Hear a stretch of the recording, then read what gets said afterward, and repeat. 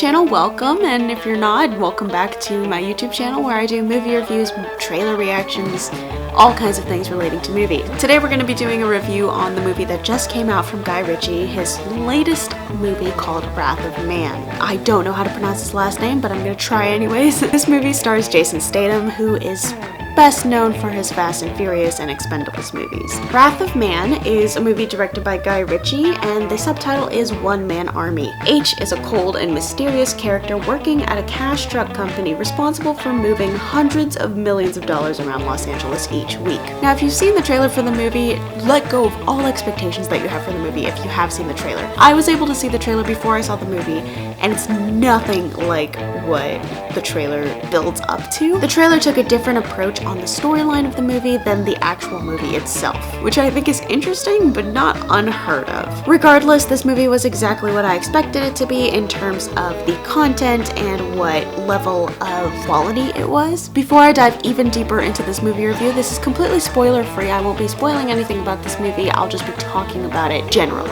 So, positive thoughts that I have about this movie. I think it was very well done. I think that some of the scenes were very well crafted visually. I was really impressed by the camera work and the motive behind a lot of the camera movements that were happening. I think there was a lot going on here creatively that was very well done. Also a good story. I really liked the story itself. It has a little bit of a John Wick feel to it, but also at the same time being its own thing. This movie really brings your expectations for action movies up, and a lot of the action sequences are very cool to watch. This story is also crafted very creatively. It's a very roundabout way of telling the story that is promised in the trailer. The storytelling is done in a very artful way. It's not like the custom straightforward storyline that everybody is used to, and so you're just kind of trying to figure things out as the story is moving along, and you're just telling the story in like beating around the bush for the entirety of the movie until the final act. I did really like the performances done by Holt McCallany, who plays the character Bullet. I did really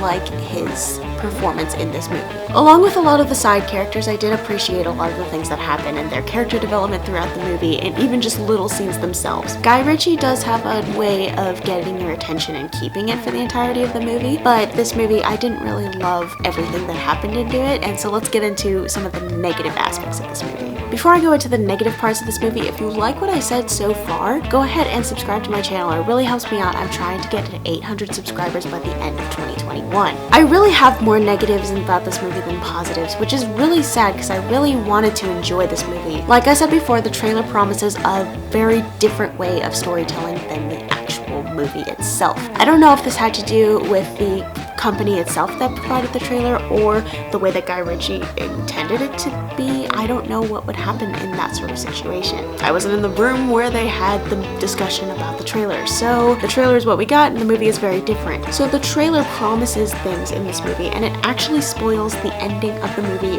for you. Not necessarily the ending of the movie, but basically the entire motivation of Jason Statham character H. If you haven't seen the trailer, I'm not really going to talk about it, but it's just, that's what it happens. Because of the roundabout storytelling aspect of this movie, the trailer is very straightforward and the movie really contradicts that a lot. Another downside of this movie is Jason Statham's character itself. I don't know if it was the way that he was written or just the way that Jason Statham played him. And essentially, the character is very not relatable at all. He basically has the same 3 facial expressions for the entirety of the movie, and all 3 of those are in one scene alone. There's also a point of view shift that happens about halfway through the movie where you shift from the main character's point of view to the other side of the story's point of view. And it's very sudden, very difficult to grasp immediately. You don't know what's going on at first. There's no introduction of these characters. There's like nothing to understand why you switched point of view. And so it just kind of is a very jarring, and it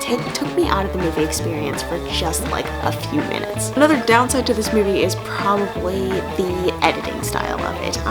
There was a couple of different cuts that happened in this movie. I understood the intention behind it, but it didn't pay off as well as I think they tried to. Maybe if there was more build-up and the story made actual sense, then maybe it would be a little bit more of a cool cut for the editing style and perspective. All in all, I did enjoy this movie. I don't regret watching it. I don't think I would watch it again though. So no rewatches for me. I probably would just put it on in the background if I wanted to hear a bunch of guns going off. This movie is very cool. I do like it, but I don't think it's just a very great movie overall. If you guys have seen this movie, what did you think? And comment your opinions down below. As always, thank you guys so much for watching. Have a great run of Thursday, and I will see you on the other side of the screen.